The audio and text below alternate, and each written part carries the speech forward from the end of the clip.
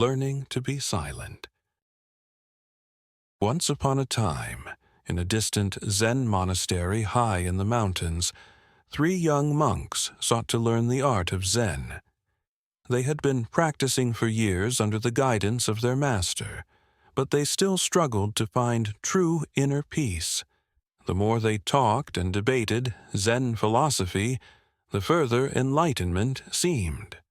One day, their master gave them an unusual challenge. He said, "You will spend 7 days in complete silence. No words, no gestures, no communication of any kind. Only through silence will you learn the true nature of Zen. Let your silence be your teacher. If you break it, you must start the 7 days again." Eager to succeed, the 3 monks began their silent retreat. On the first day, they each focused deeply on their breath, their thoughts, and the stillness around them. The hours passed quietly until night fell. As they prepared to rest, a small oil lamp flickered in the corner of the room, its flame slowly dying out. Suddenly, one of the monks, unable to contain himself, whispered, "The lamp is going out." His voice pierced the silence. The second monk turned quickly, his face full of shock. Without thinking, he exclaimed, "You're not supposed to talk." The third monk, watching this unfold, shook his head in disappointment. He sighed and said, "I'm the only one who hasn't spoken." In just a few moments, all 3 monks had spoken and broken their vow of silence. They looked at each other, realizing what had happened.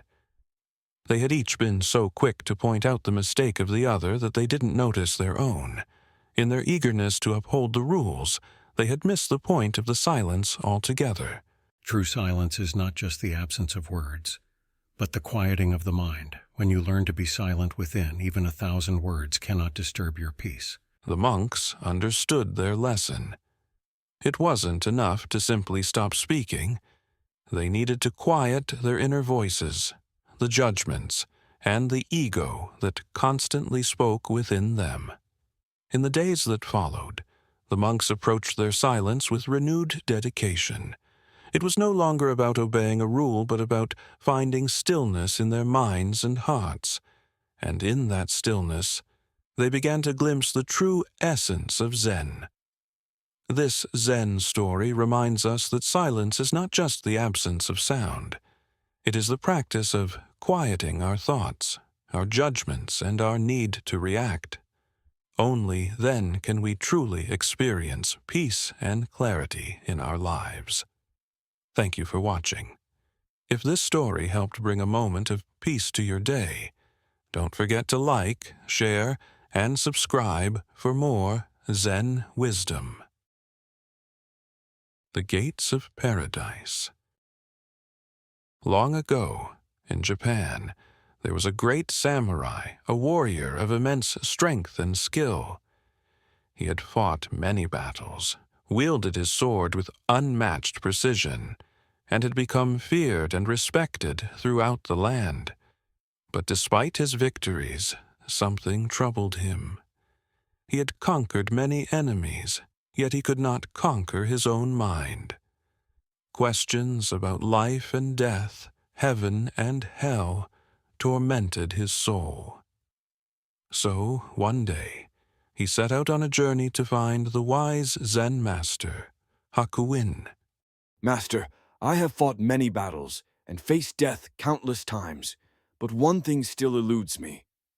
Tell me, what is the difference between heaven and hell?" Who are you to ask such a question? You are nothing but a brute, a mere soldier. Look at you with your filthy armor and your blood-stained hands. You are no better than a wild beast. The samurai's face darkens, his muscles tense, his hand reaches for his sword. "How dare you insult me, old man? I could cut you down in an instant." That, is hell. The samurai freezes. His anger begins to fade. His breathing slows. He lowers his sword. And what is heaven? Letting go of your anger, that, my friend, is heaven. The samurai falls to his knees, tears welling in his eyes. He bows deeply before the master, his heart filled with gratitude. In that moment, the great warrior understood. Heaven and hell were not distant places.